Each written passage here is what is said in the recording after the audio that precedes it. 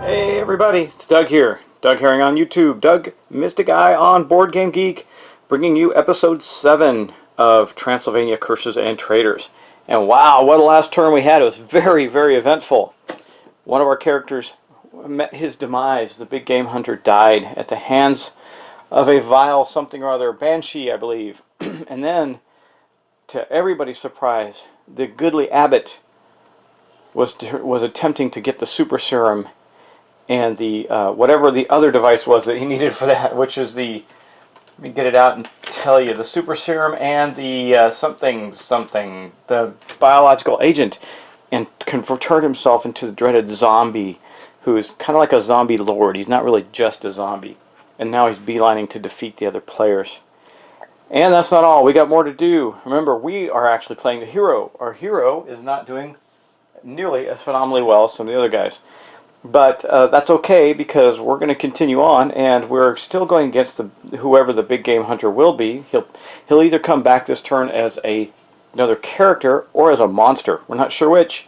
The now dreaded abbot zombie and the sleuth, who's doing pretty well with stuff and things. So we'll see. I think we're getting close to what might be marking the end of this game for us, as we now know that the player who controls the abbot has a very clear objective of killing two characters. And that can even be the characters from the same player. But let's continue on. We're going to start right away with our hero character and get rolling. So our hero is seeing that the zombie is quickly approaching, but the hero's got massive amounts of movement. 13 movement points still, I believe. Yeah, 13 movement points. But the first thing that the hero is going to do is actually discard something. So we're going to lose a couple of things here. So we attached this shattered mirror to our prayer card, our prayer event card that we had. It gave us one more movement and one mind, and this was a very bad card. So the first thing that she's going to do before she does anything else is actually get rid of these cards. So she's discarding that, and then we're going to start moving and see how far we can get. So her movement is now not 13. It's actually going to be 7 plus 3 from her witch's broom, just right there, and then another plus 2 from the full moon card. So that's going to be 7, 8, 9, 10, 12 instead of 13. Not too shabby. Let's get her moving. She's going to go 1, 2, 3. She's running away. 4, 5, 6. Where is this one? Where does this token belong? I don't know where yon token belongs. I think I'm going to put it off the board because I'm not sure. 7, 8. I think she's... Oh, that one's locked there. Oh, I see what happened. This belongs there. Some things got shifted. She's going to come back here and attempt this one. That's going to be 9, I believe, right? Let's see.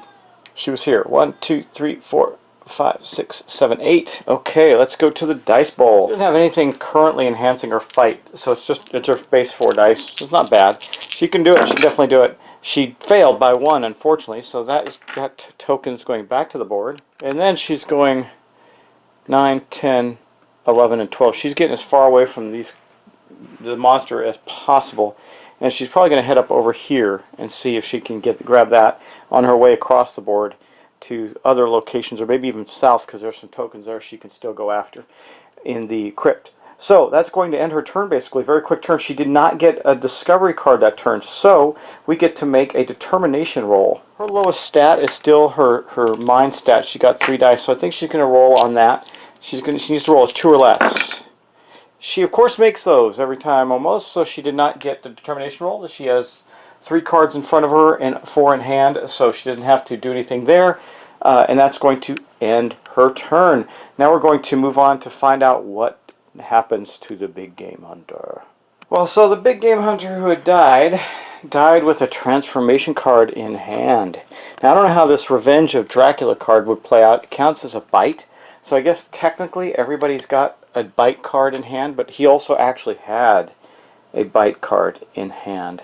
So all of these cards are going to go away because the big game hunter does not come back as another character, much to the chagrin of the other players, but rather comes back as the very powerful and very evil vampire.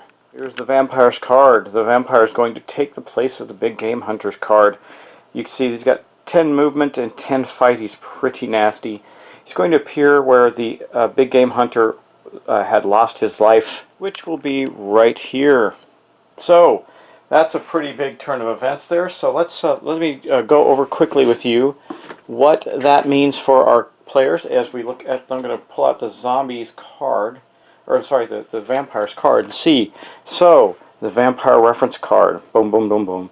How to win? We have to kill 2 players, as is the same with the other ones. You can attack any adventurer. You can reach. You lose 2 health for entering church. You can break locks by just ending a turn on them, instead of having to need a key. And then his special power is the vampire may use secret passages.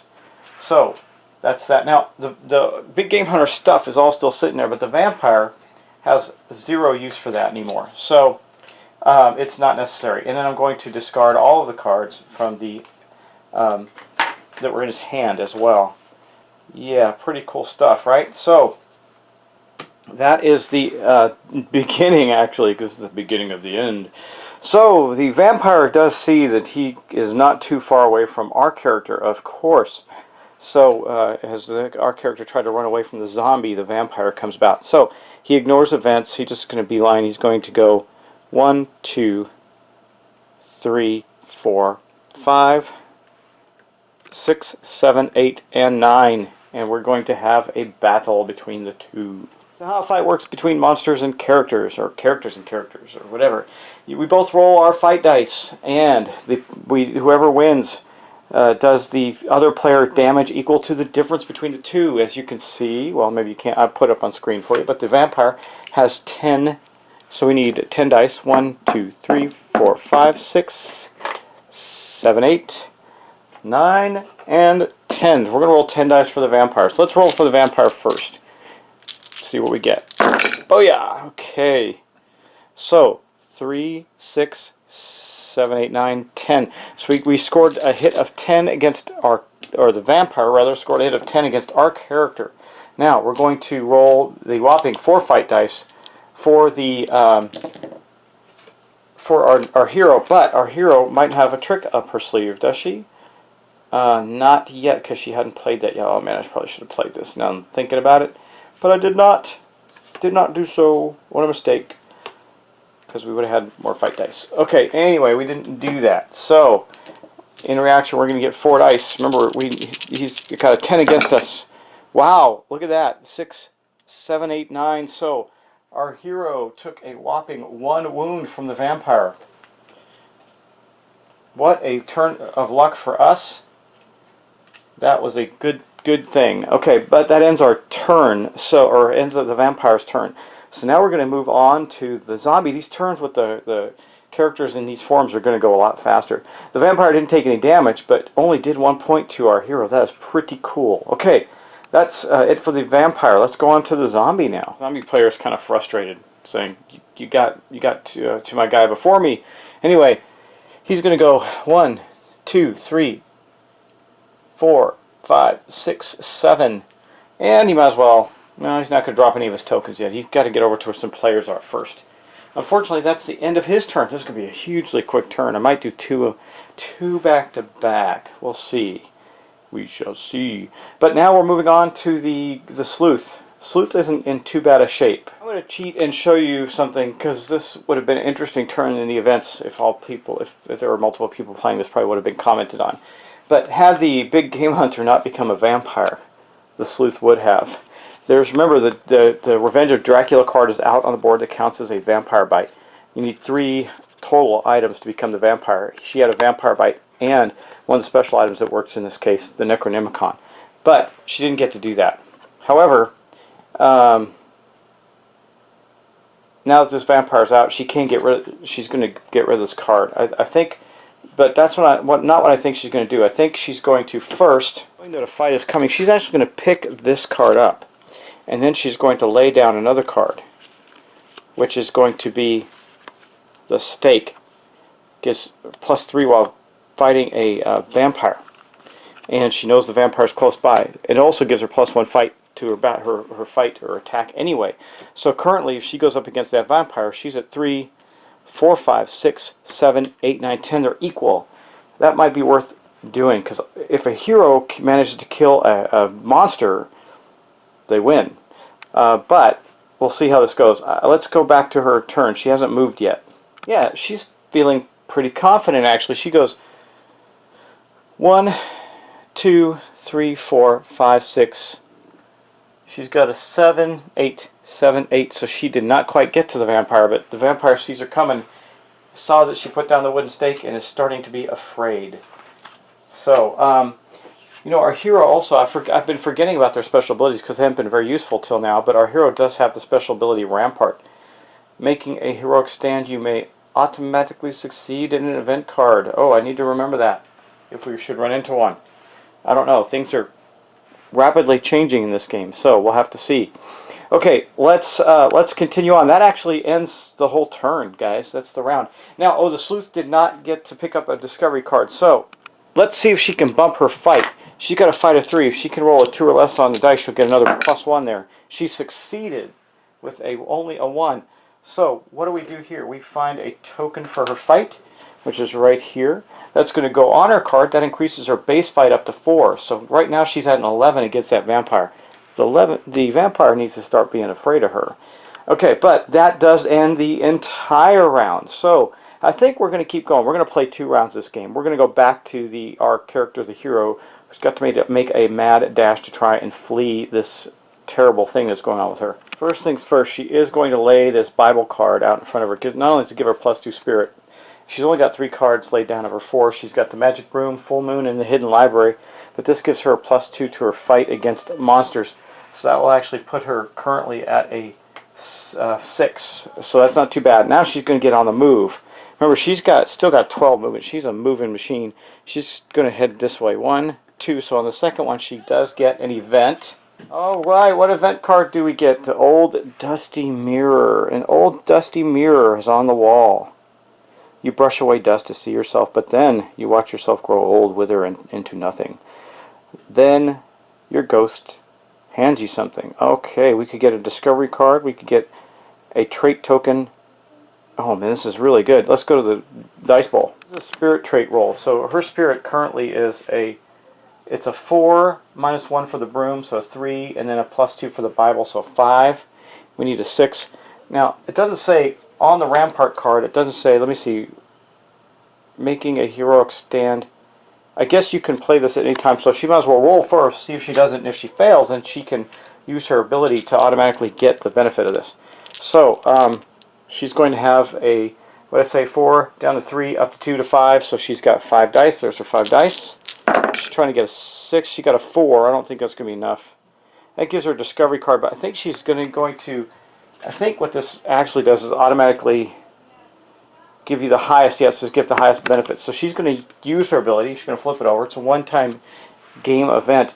So she gets to draw 1 discovery card and add 1 token on. That's great. So first, she's going to do what the sleuth did. She's going to add a fight on, so that gives her a fight of 5, since it's coming down to battles. And then she gets to draw a discovery card. Let's see what it is. The Pendulum. Okay. It says the pendant. No, it says pendulum up here, but pendant here. The pendulum is used for contacting the spirit world and divining knowledge. After examining this card, you may search the discovery deck for the first knowledge card and examine it. After doing so, this card discards this card to subtract 1 health. So she has to sacrifice. She's not going to sacrifice health. I think we're just going to put that in our hand. That gives her 4 cards. She's just going to sit there with that in her hand. Okay, let's continue with her movement. Okay, so 3. She's going to do this and get an event. Let's see what happens. 4 fight. Now, we do know that she does now have a 5 fight stat. So, here's her dice. It is just 5, which is still pretty good. Let's see what she gets. She got a 3, 4, 5. She actually succeeded. So she does get to draw another discovery card. And hold on just a moment. I think I need to shuffle these. I shuffled them up because I was seeing much the same thing come out. Okay, old dice. You find some old dice made out of what appears to be teeth. When examined, you may re-roll any single die roll 1 time per turn. If the results If the result of the reroll die is a full moon, draw an event card. Okay. Okay. I think what we're going to do is get rid of that. We're going to take the pendant out. I don't really like it. We're going to put that into the discard pile. She's going to keep that. She's still not going to do anything with it, though. Now we have to draw another event card. So let's see what she gets. Okay. Sorry. Got to reach over for it. Boom. Okay. She gets a poison dart. Suddenly, a poison dart whisks through the air. I am actually running around the crypt. This makes some sense. Through the air, and you find it sticking in your neck. Make an attack trait roll. Well, at least she bumped up her attack trait. Let's see what happens here. This could be bad. Her attack trait roll is a 5. She rolled a 3. Uh-oh. Let's see what happens with a 3. Lose 2 health. Man, she's taking a beating. She's down to 2. She had 4. She's now down to 2. And then this goes away. So that's the end of that. Worse things have happened, right? Worse things have happened. Anyway, yeah, let's continue on here. All right. I understand she's only gone 1, 2, right? Actually, this is her second space because they were here on that. 2. So this will be, let's go 3, 4, 5, where she'll have to draw another event card. Let's see what that ends up looking like. Our next event. Boom. Uh-oh. God, this crypt is terrible. Quicksand. This isn't just mud that you thought you were walking through. You start to sink into the ooze. Make a mind trait roll. Okay. Well, her mind is a 3 plus 2 for her hidden library card. That's going to give her, she seems to be rounding out about 5 of everything. So let's just pull the camera over just a little bit more. Well, here's our 5 dice. We need to roll something good. She rolled a 3. Okay, 3 to 4. Lose 1 health and 2 turns from your move for this turn. Okay, so she is down to 2 health. Man, the monsters are loving her. Actually, she's down to 1 health right now. I have to take it back. They're loving our character, and we just dropped 2 movement. So let's continue. She's trying to get the heck away from these guys. Okay, this is move 6. Oh wait, not she. I was gonna go that. Oh yeah, I remember why she was going that way. She wanted the stuff that. She wanted the stuff that the guy had because he's got a key. 6, 7, and we have to draw yet another event. Man, at least, and okay, what happens if you draw 2 full moon cards? Let's see. This is a full moon card. It says if you are in possession of this card and also possessed the werewolf transformation, that don't. When you must examine this card immediately. You may discard this card in future turns. Okay, I guess you can have 2 full moon cards. I don't know. Well, if she has to do that, she's going to have to pull something into her hand or discard it. I guess we'll get rid of the hidden library event card that we've had for so long. And now she's got 2 full moon cards. I don't know what that does. I got to see if there's some reference to that. It doesn't matter. I guess you have to have 2 of them. Yeah. Anyway, having 2 of them doesn't do any good. It's just going to add to her movement. I don't know if that's plus 2. So again, we were at 1, 2, 3, 4, 5, 6, 7. We're passing by there. 8 for yet another event. Event crazy turn, guys. Yeah, that's a blank event card. Nice. We can create our own event. Sweet. Okay, and another blank one. Hopefully I get. Okay, clearly there we go. Had 3 blank event cards, and they're all together in there. Even though I shuffled that thing several times. As you walk along the path, this is vines, by the way. You walk along the path, you fail to notice the vines following you. They grab you, make an attack roll. Man, she's really suffering through this. All trying to get to some stuff and get away from the monsters. So, alright. 1, 2, 3, 4, 5. Let's see. Boom! She got a 2. What does that mean? I think she's dead. The thick vines wrap around you, lose 2 health. Well, that's interesting. Our hero has died. Okay. Alright, so this event goes away. Our hero is kaput. She's gone. So now all of her cards, that means that there's only 1 player left. All of her cards in hand go in a stack up there. I'm going to take a number 2 token like this. I'm going to put 1 on her stack of cards. I'm going to take the other number 2, and put it on the board where she met her end. I wonder how easy it is to win the game by actually breaking the curse. or becoming monsters, because as I see it, I mean, anybody dies at this point. Like, she had those cards. So it says if they have any transformation cards, they become whatever they are, unless the one's already on the board. Well, that tells me and tells the rest of the players that she's about to become the werewolf. So, because they saw that she had the full moon cards face up in her hand. Anyway, let's continue on. So that is the end of her turn. No rolls to make, nothing else to do.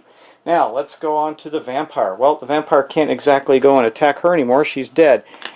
So he's got a choice of the sleuth. Sleuth's kind of tough, but the vampire says, heck with it, I'm going for it. Moves up there with his 10 dice. Okay, so we're going to roll 10 dice. See, make sure we got them here. I'm going to get this in front of the dice bowl. Okay. We've got 2, 4, 6, 8, and 10 for the vampire. Let's roll them.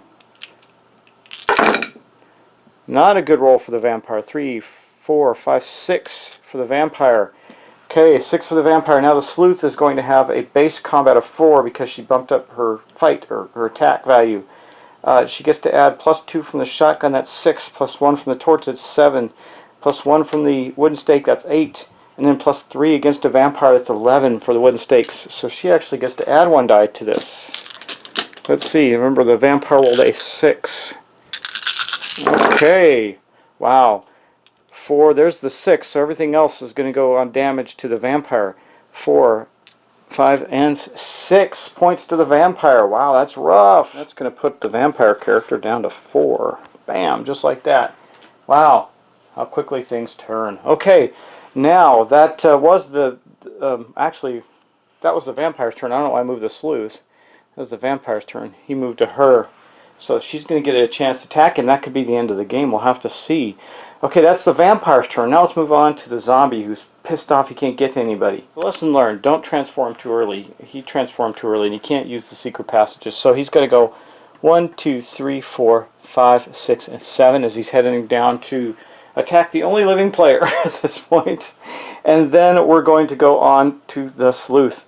The sleuth could move around and do some things, but I think with her 11 dice, she's just going to see if she can take down the weakened vampire before it's too late. Giving the vampire no quarter, she's going to attack it with her 11 dice.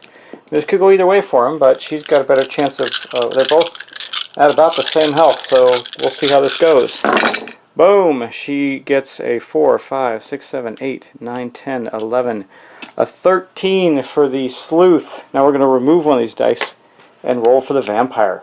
Okay, here we go with this vampire's 10 dice. Oh no! Oh no, a 4! Oh guys, wow, so the sleuth slew the vampire. What does that mean to us? Well guys, as you can see under this very simple how to win section, there are 3 possibilities, and the last one does not need any further explanation. Attack and defeat a monster. That has been done. So our sleuth, our lovely sleuth, who was doing very well throughout all of the game, won the game. We lost. We had died, didn't even get a chance to come back yet. But the sleuth character defeated the vampire in combat, slew the vampire with the wooden stake, and won the game. Well, she also shot him with a double-barrel shotgun and burned him with a torch, but that's got nothing to do with it. Right? Ultimately, it was the wooden stake that did the vampire in. What am I talking about? See, this is her stuff. This is her tableau in front of her. She also had some other cards that she didn't use. She had the crystal ball. She had the Necronomicon. Some holy water, which she could have used if worse came to worse. She did have vampire bite. Remember, she would have been a vampire had not the big game hunter gone before her. And then she never really used her ability, which is to unlock a bunch of stuff as she passes by it. But anyway, guys, that is the end of Transylvania Curses and Traitors. That is the last episode for us. Pretty cool episode, I think. It was very action-packed at the end there. I think, I don't know if that's the way this game goes, or because you can be more assertive. You can mess with each other more throughout the game than I did. Everybody kind of went their own direction, which to me is kind of how this game would go. I don't think people would be chasing each other around right away. Right? That would be my guess. But it's awesome stuff, guys. Thanks for watching. That was the end of the game. I like this game. It's fun. It seems like, someone likened it to a bit like Talisman. It kind of is. It kind of reminds me of something between Talisman and maybe a touch of Evil, or one of those other adventure type games. Something like that, but a little different in the fact that you do have clear those 3 clear victory conditions that you can get to, and you can turn into a monster and take the other end of the battle to the players. So that's pretty cool, because, you know, in like Touch of Evil, you're always all playing against the same bad guy. But either way, that's just pretty cool. So we had 2 monsters around on the board. The zombie was not effective, and that's too bad, because if the zombie had gotten into the action, could have dropped zombies around him to a turn to attack the players and harass them. And also, if there's only monsters on the board, they can actually all attack each other. Until that time, they must go after players. But like I said, that's the end of the game. That's the end of our session. Guys, post and tell me what you think of this game. See if you like it. Tell me if you like it or not. It is currently available. I saw it. I got it through Kickstarter, but I did see it on Cool Stuff Inc. So you can get it there. And again, I appreciate you watching. I definitely appreciate all my subscribers. I keep threatening and wanting to do some more contests. It's just, I don't know. I don't know if I shared this or not, but I switched to companies a few months back, and even though I was very busy at the old company, I'm equally busy here in different ways, and in those different ways I am not as always readily capable of putting up as many videos as I used to. I think that'll settle out, and a lot of it's just me because I come home tired and don't want to do videos at night like I used to when I was at the other job, because I worked out of my home office, so I'd shut down for the day and then go make a video. It was more relaxing, I guess you could say. I don't know. Anyway, my plan is to ratchet that back up. I just wanted to settle back into the new gig at the new company. So again, thanks for watching. Thanks for subscribing. Thanks for being part of my gaming life. I appreciate it. And just thanks for being part of the hobby. And I will see you soon. By the way, coming in August, if you live in the Austin, Texas area, there is a nice small players convention. I say players convention because it's not an exhibitors convention, even though they will have exhibits there. It's called Board Game Bash. It is excellent. I've gone every year since it was created, and it will be going again this year. If you want to, just look that up. I'll see if I can remember to put something in the show notes on this. It's coming soon, and it is a lot of fun. And of course, I'm going to also go to BGG Con again this year. So if you want to play some games, that would be awesome. Just we can start planning in advance. So talk to you later, and have a wonderful evening, weekend, whatever you're doing. And I just want to shout out happy birthday to my son Connor, who's 10 years old today. Thanks. Talk to you soon. And today being May 31st, so if I post this today, then it's today. But otherwise, it won't be. Anyway, bye guys. Have a good day.